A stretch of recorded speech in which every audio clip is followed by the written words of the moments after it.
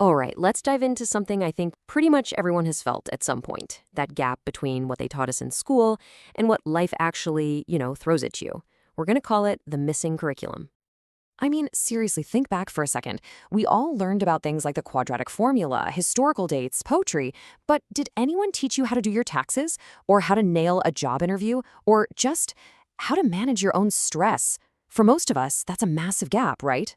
The answer is a pretty big nope. And you know what? That feeling? It actually has a name. It's the real world skills gap.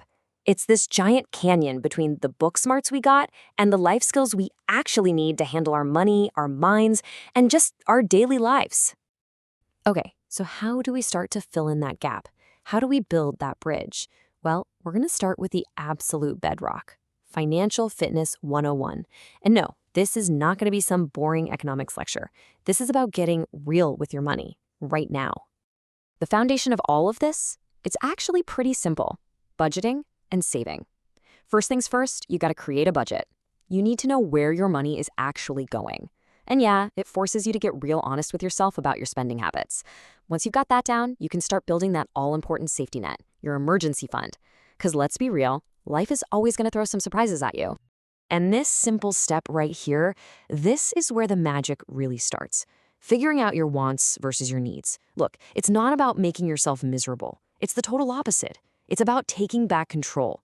The second you realize, okay, that daily coffee is a want, but my rent is a need, everything changes. Suddenly, you're the one in the driver's seat, telling your money where to go. Okay, so once you're saving, the next level up is making your money start working for you. And the secret key to that? It's a little thing called compound interest. Seriously, think of it like a snowball rolling downhill. It starts small, but it picks up more snow and just gets bigger and bigger. You're not just earning interest on your money, you're earning interest on your interest. And the secret ingredient? It's just time. The sooner you start, the more insane that growth can be. It's like a financial superpower, for real. But hey, budgeting is just the first tool in the box. Your full financial toolkit, it's got to include understanding taxes, yeah, I know, but it's important, building good credit, which is huge for things like getting a loan or even just renting an apartment, and of course, managing debt and planning for retirement. These are the big pillars of being financially independent. All right, so having your money sorted is massive, but it's only one piece of the puzzle. The next part of this missing curriculum is all about what's going on inside, mastering mental wellness. This is all about building up that inner strength, that resilience to handle whatever life decides to throw at you. So, what's at the core of mental wellness? A lot of it comes down to something called emotional intelligence, or EQ. And the cool thing is, it's not something you're just born with. It's a skill you can learn. It's basically about being tuned in, first to yourself, and then to the people around you. It's kind of like the software that runs how we react, how we talk to people, and how we build real connections. And EQ really comes down to two main parts. First up is self-awareness.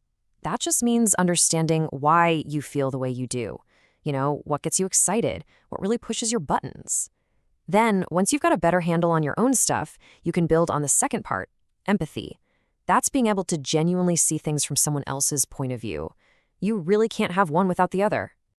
And of course, we can't talk about mental wellness without talking about stress.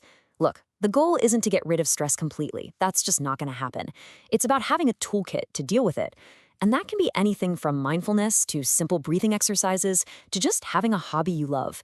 And maybe the most important tool of all, knowing that it is absolutely okay to ask for help when things get tough. Okay, let's switch gears and get super practical. This next section is all about those everyday practical skills. This is the how-to stuff, the nuts and bolts of independent living that just makes you feel more confident and capable.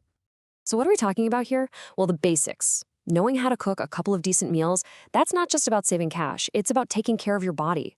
Knowing basic first aid, that could literally save someone's life one day. And being able to do a simple fix at home or even just check the oil in your car, that saves you from that moment of total panic and a huge bill. Even just being able to read and understand a lease before you sign it, that's a game changer. Let's put it this way. Picture this. You walk in the door and there's a puddle of water spreading across your kitchen floor. Or you're driving to a huge job interview and thwump, thwump, thwump, flat tire. What's your first reaction? Is it sheer panic, or do you have a clue what the next step is? That's what these skills are all about. They're about replacing panic with confidence. And finally, let's talk about the thing that ties all of this together: other people. None of us are on an island, right? So much of our success, our happiness, it all comes down to how we connect and communicate with others. Which brings us to our last big topic: succeeding with people. Let's be honest, conflict is gonna happen. It's part of life. But most of us were never really taught how to handle it, right? We were just kind of thrown into the deep end. Well, think of this as a simple playbook. When there's a disagreement, instead of just waiting for your turn to talk, try active listening, like really hearing what they're saying.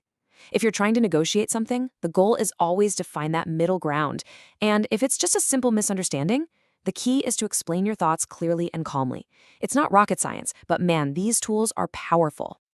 And these people skills are absolutely crucial when it comes to your career. Just think about the whole process of landing a job. It's all about communication. You've got to write a resume that sells your skills, you have to be able to talk about your value in an interview, and you need to build a network to even hear about the best opportunities. It all comes back to how you connect with people. So what's the big takeaway here?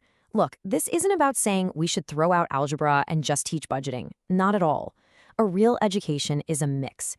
It's about taking all that important academic stuff we learned and blending it with the practical, real-world skills we need for our finances, our minds, and our relationships. That's how you really set someone up to thrive. So I'll leave you with this one last question. When you think back on everything we just talked about, from your money to your mind to dealing with people, what's the one skill you really truly wish you had learned way sooner? Give it some thought, because just knowing what's missing, well, that's the first step to finally learning it.